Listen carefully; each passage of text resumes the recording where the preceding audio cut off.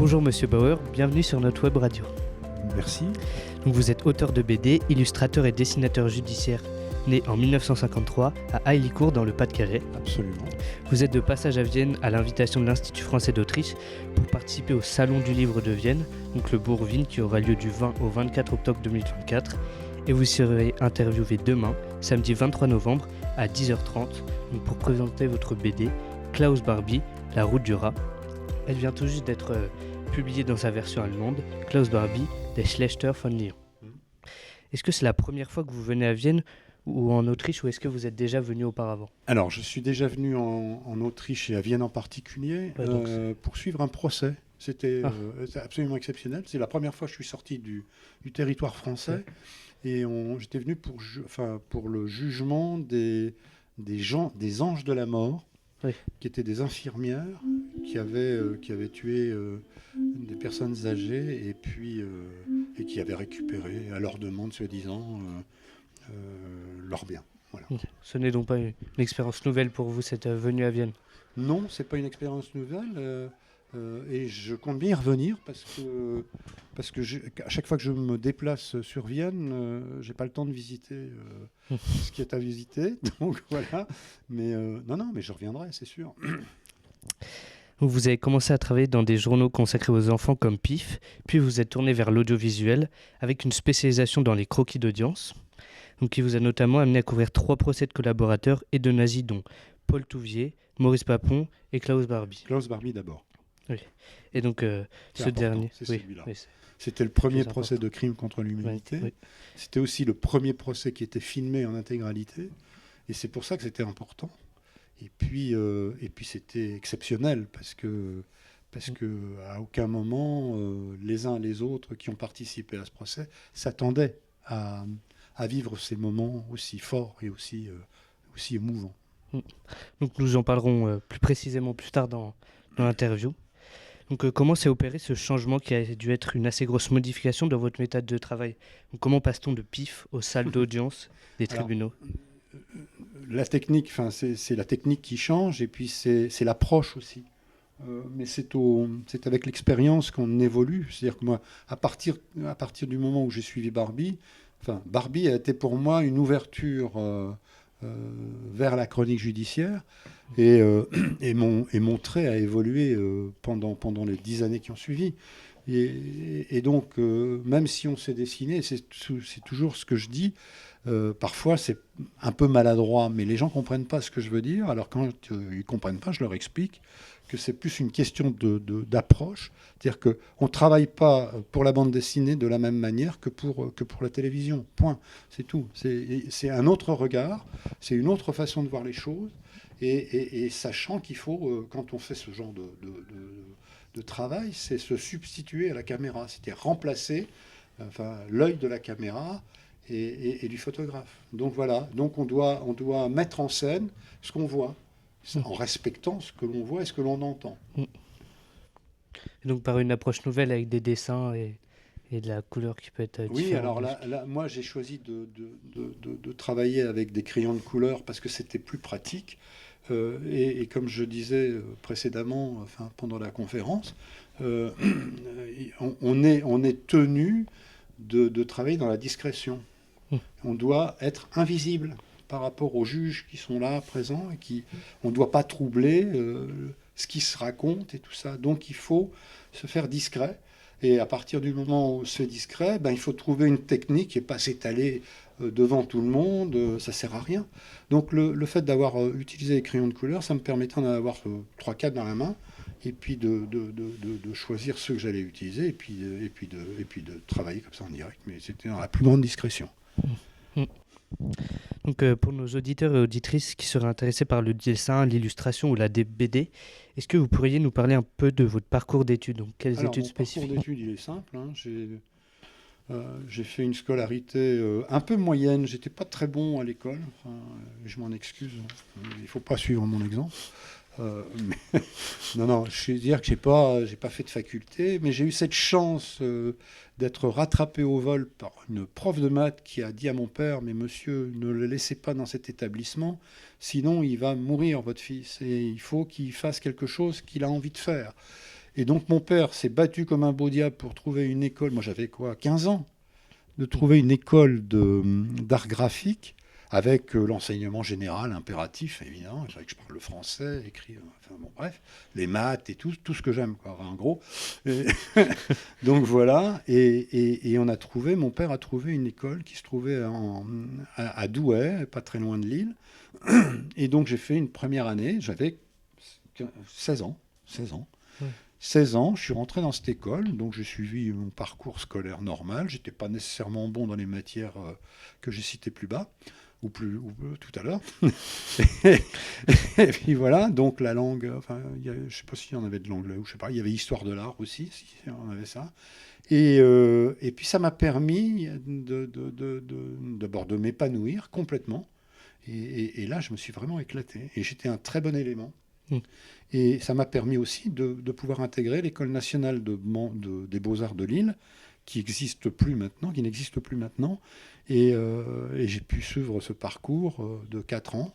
Donc ça fait 5 ans d'études, ce que je ne pourrais plus faire maintenant, parce que maintenant il faut le bac, il faut ceci, il faut cela, enfin bref. Donc tout ce que je n'ai pas, mais j'en suis pas plus malheureux. Et puis j'ai un beau parcours quand même, je suis assez content de ce que j'ai fait. Et puis je salue un peu la chance avec moi aussi quand même, parce que c'est pas évident quoi, de faire ce que j'ai fait comme ça. Et c'était en plus un changement assez tôt dans votre vie, parce que Oui, c'était radical. Hein. à Mais 16 ans, ça m'a rapidement. permis de m'épanouir vraiment. Donc, comme je l'ai déjà mentionné, vous êtes à Vienne pour présenter la BD Klaus Barbie, La Roue du Rat, dont vous êtes l'illustrateur et que vous avez donc coécrit avec Frédéric Breno au scénario. Ouais. Après tant d'années, vous avez Je l'ai aidé dans la construction de son scénario en lui disant, j'ai pas écrit, mais je lui ai dit, ça il faut le dire, ça pas le dire. Vous l'avez orienté. Ouais, je l'ai orienté plus que j'ai écrit. Oui. Je lui ai dit quels étaient les axes à choisir, et puis après, lui, il s'en est débrouillé. Mais c'est lui qui a écrit le texte, c'est pas moi. Moi, j'ai simplement dessiné, c'est déjà beaucoup. Et donc, après tant d'années, vous avez dû vous replonger dans le procès que vous avez suivi de près. Donc, les témoignages, ils devaient être très marquants et ce mois d'audition n'a pas dû être un mois simple. Même pour vous, en tant que journaliste, est-ce que vous pouvez nous parler un peu de vos ressentis lors de ce procès ? Le ressenti, c'était de la douleur profonde, des choses auxquelles on n'est pas préparé, on s'attend jamais à entendre d'autant d'horreur. Et c'est bien de l'avoir fait parce que quand j'ai dit ça libère la parole, les gens se sont libérés du poids qu'ils avaient en eux, qu'ils avaient gardé pendant 40 ans.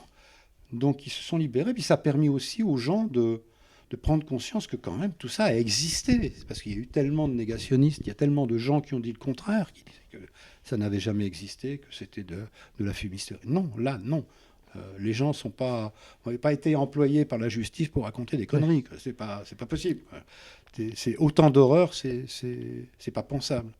Mais et puis bon, il y a eu une multiplication des témoignages qui ont fait que c'est devenu vraiment insupportable, quoi. Vraiment difficile à entendre. Mais le devoir de journaliste, c'est de rendre compte, et c'est ce que j'ai fait du mieux que j'ai pu. Oui, vous disiez même, tellement c'était choquant que vous ne vouliez pas revenir ça m'est arrivé certains de le jours. Penser, en tout cas, et de le dire à des membres de ma famille à l'époque, et les gens ne comprenaient pas, parce que ils n'étaient pas là, ils n'entendaient pas ce que moi j'avais entendu, et tout ça maintenant, tout le monde en parle maintenant beaucoup plus aisément, mais enfin aisément, c'est pas le mot, mais on en parle plus facilement, c'est-à-dire qu'on évoque le sujet un peu plus, pas légèrement, hein, mais on l'évoque. Hein. On peut en parler. On fait face aussi aux négationnistes, de toute façon. Voilà, quoi. Donc, comment est né ce projet de BD plus de 30 ans après le procès ? C'est à la suite d'une retrouvaille sur mon parcours. Les archives départementales du Maine-et-Loire, où j'habite toujours, m'a sollicité pour exposer mes dessins que j'avais fait au procès. Tout ça pour appuyer une conférence que donnait un des magistrats du procès Barbie, qui était monsieur Jean-Olivier Vioux, qui était à l'époque substitut du procureur général, et qui maintenant, depuis qu'il est en retraite, parce qu'il a eu une évolution professionnelle importante, et il est devenu lui-même procureur général de Lyon, Et maintenant, il est à la retraite et il se charge de porter la parole un peu partout en France et ailleurs. Donc j'espère bien qu'il viendra ici un jour aussi en parler, parce que ça vaut vraiment le coup. Et c'est quelqu'un d'extrêmement intéressant. Et ça a été c'est lui qui a impulsé le projet, en me disant qu'il ne fallait pas que je laisse tomber mes dessins, que ces dessins ne pouvaient pas rester dans les oubliettes du passé. Non. Il faut que vous ressortiez, il faut faire un livre. Oui. Et alors le livre, comment le faire ? Moi, je ne sais pas faire autre chose que de la BD. J'ai trouvé que c'était un bon moyen, un bon vecteur d'information, et pour la transmission. Et je ne suis pas le seul à l'avoir fait, évidemment. Oui. Mais alors je ne cherche pas à faire... je veux pas que ce soit un filon pour moi. C'est indépendant de ma volonté, parce qu'il y a des gens qui, parce que j'ai fait ça, me demandent de faire d'autres choses dans le même esprit. Mais je cherche pas à faire à employer un filon à tout prix, non. Parce que pour moi, c'était un témoignage important. C'était une façon de transmettre ce que j'ai entendu. C'est plus un devoir de mémoire. On dira ça comme ça. Oui. C'est peut-être pas fort aussi, mais bon, on peut dire ça comme ça. Donc aujourd'hui, vous avez rencontré 2 classes du lycée français de Vienne afin de la partager avec eux votre expérience en tant qu'auteur de BD, dessinateur judiciaire et ainsi témoin de grands procès de la chronique juridique. Et donc, comment abordez-vous le fait de parler auprès d'élèves d'un sujet aussi sensible et parfois même compliqué qui peut être choquant au vu des nombreuses pratiques de Klaus Barbie ? Je sais que c'est pas facile. À chaque fois, c'est différent. Quand je parle aux élèves, il y a toujours cette ligne rouge là, ce procès. Donc, ce procès, c'est ce moment le plus émouvant de ma carrière. Je le dis, je le répète, même si après ça, j'en ai suivi d'autres. Celui-là est quand même le plus marquant. Et c'est ce que j'essaie de transmettre à travers ce que j'ai ressenti, mes émotions. Mon travail, comment je l'ai fait, dans les conditions dans lesquelles je les ai faites.